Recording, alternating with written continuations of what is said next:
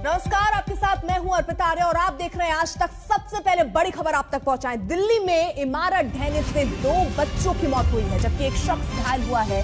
मलबे से उससे निकाला गया। वहीं कुछ लोगों के अभी भी वहां पर दबे होने की आशंका है।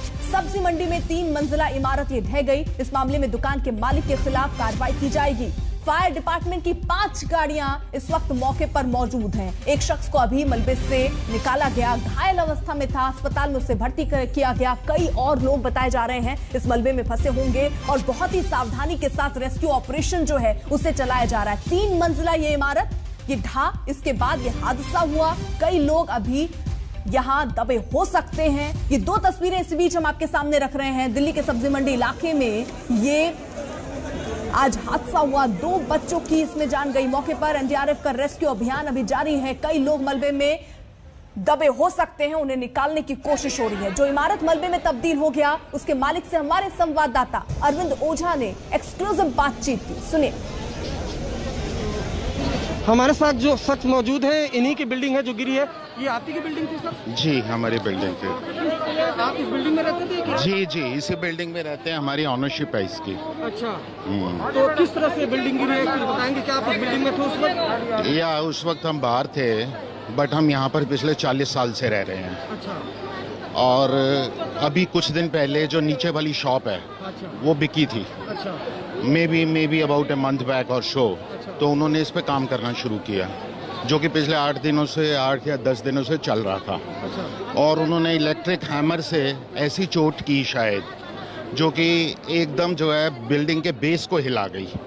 और बहुत ही स्ट्रांग तरीके से बिल्डिंग बनी हुई थी, बट इसको अनप्रोफेशनल लोगों ने क्योंकि इस तरह से हैंडल किया कि सारे के सारे बेस को उन्होंने हिला दिया। आप देखें, साथ वाली दुकान है वो भी उसके नीचे आ गई। सर, अपना नाम क्या बताया आपने? मेरा नाम है संजय नेजा। संजय जी, कितनी पुरानी ये बिल्डिंग थी? ये बिल्डिंग तो it is there since independence, और 30-35 साल हमें हो गए यहाँ पर रहते हुए। और हमने खुद स्पेशल एफर्ट करके इस बिल्डिंग को काफ़ी मजबूती से बनवाया था। और 35 साल से कभी आज तक कोई लोग इस किराए में इस मकान। अरविंद ओझा, जिन्होंने खासतौर पर मालिक से बात की, वो इस वक्त हमारे साथ जुड़ भी चुके हैं। हमारे सहयोगी अरविंद, जिस तरीके से कह रहे हैं 30-35 साल पुरानी ये इमारत थी और अभी कह रहे हैं कि वहां पर कुछ काम चल रहा था जिसकी वजह से इमारत गिरी, लेकिन 35 साल पुरानी तो ये इमारत वैसे भी थी। वहां पर अभी किस तरीके से रेस्क्यू ऑपरेशन चल रहा है, कितने लोग अभी फंसे हो सकते हैं, वो संख्या कितने की है और क्या अभी और लोग भी निकाले गए? जी देखिए, सबसे पहले बताऊं कि जो बिल्डिंग के ऑनर है उनके खिलाफ एफआईआर दर्ज हो सकती है 304 आईपीसी सेक्शन में, गैर इरादतन हत्या के मामले में, क्योंकि पूरी तरीके से लापरवाही इस मामले में सामने आ रही है। 2 मासूम बच्चे जो अपनी नानी के साथ रास्ते से गुजर रहे थे, जब बिल्डिंग गिरी है तो मलबे की चपेट में आए हैं। दोनों को रेस्क्यू करके निकाला गया है और दोनों की मौत हो गई है। अर्पिता, ये एक बेहद दर्दनाक खबर है, क्योंकि न वो तो बच्चे इस बिल्डिंग में रहते थे और न ही बिल्डिंग से कोई लेना देना था। जब वो अपनी नानी के साथ गुजर रहे थे, रिक्शे में बैठे थे, नानी तो जंप कर गई, लेकिन दोनों बच्चे उस मलबे की चपेट में आए, उन दोनों की मौत हो गई है। उसके अलावा एक बुजुर्ग है, उनको रेस्क्यू किया गया है, उनकी हालत गंभीर बनी हुई है। एनडीआरएफ की टीम फिलहाल मलबे को हटा रही है। कुछ एक लोग, जिसमें मजदूर तबके के लोग हैं, जो बिल्डिंग का पहला हिस्सा था जिसमें काम कर रहे थे, वो वहां दबे हो सकते हैं। उनको रेस्क्यू करने का काम जारी है, लेकिन बिल्कुल अरविंद, यानी कुल मिलाकर अभी कुछ लोग और फंसे हो सकते हैं, उनको निकालने का काम भी यहाँ चल रहा है। गुजरात के जामनगर में बाढ़ ने कहर बरपाया है। रंग नदी जो है वहां उफान पर है, जिसकी वजह से आसपास के जो गांव है वहां पर सैलाब आ गया है। गांव में फंसे लोगों को निकालने के लिए एयरफोर्स भी जुट गई। वहीं एनडीआरएफ की 6 टीमें इस वक्त वहां मौजूद हैं, ऑपरेशन में लगी हुई हैं। अब तक 13 महिलाएं, 11 पुरुष और 7 बच्चों को सुरक्षित ठिकानों पर पहुंचा दिया गया है।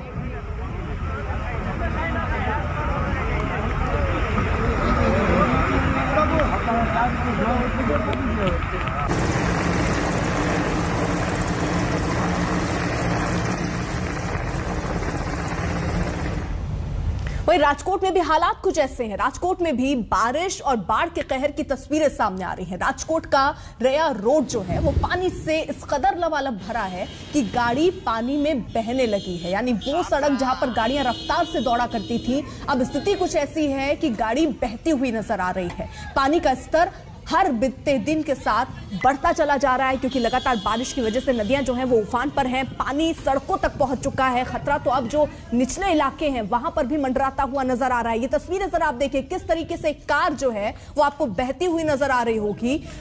पुल के ऊपर कुछ लोग भी आपको खड़े नजर आ रहे हैं। तो आलम कुछ ऐसा कि चारों तरफ इस वक्त कहीं कुछ नजर आ रहा है तो पानी, और पानी का बहाव भी इतना तेज कि सब कुछ अपने साथ बहा ले जाने का मादा ये पानी रखता है। और ऐसे में जो निचले इलाके, गांव, वहां पर खतरा और ज्यादा बढ़ता हुआ। तो लगातार बारिश की वजह से पालघर में भी लगातार पानी का जलस्तर जो है वो बढ़ रहा है। हालात को देखते हुए पालघर डैम के गेट खोल दिए गए हैं। डैम से दूध की तरह पानी के तेज बहाव देखने को मिल रहा है। डैम खुलने के बाद हालांकि पहले ही जो निचले इलाके उनको अलर्ट पर रखा गया कि खतरा पहुंच सकता है पानी के रूप में, और इसीलिए जहां पर ज्यादा खतरा था प्रशासन ने वहां पर लोगों को हटाया है, नई जगह, अलग जगह शिफ्ट भी किया है। ये कुछ तस्वीरें हम आपके सामने रख रहे हैं जो ये बयां करने के लिए काफी है कि बाढ़ की स्थिति से कैसे लोग इस वक्त जूझ रहे हैं। जो टीमें हैं वो भी युद्ध स्तर पर कोशिश कर रही हैं कि जिन जिन इलाकों में लोग फंसे हुए हैं वहां से उनको जल्द से जल्द रेस्क्यू किया जाए, चाहे उसके लिए हेलीकॉप्टर का इस्तेमाल किया जाए। एनडीआरएफ की टीमें भी अलग अलग इलाकों में बोट के माध्यम से जा रही हैं। 3 तस्वीरें राजकोट, पालघर और जामनगर की हम आपको दिखा रहे हैं, जहां पर आलम देखिए कुछ ऐसा कि चारों तरफ कुछ नजर आ रहा है तो वो है पानी।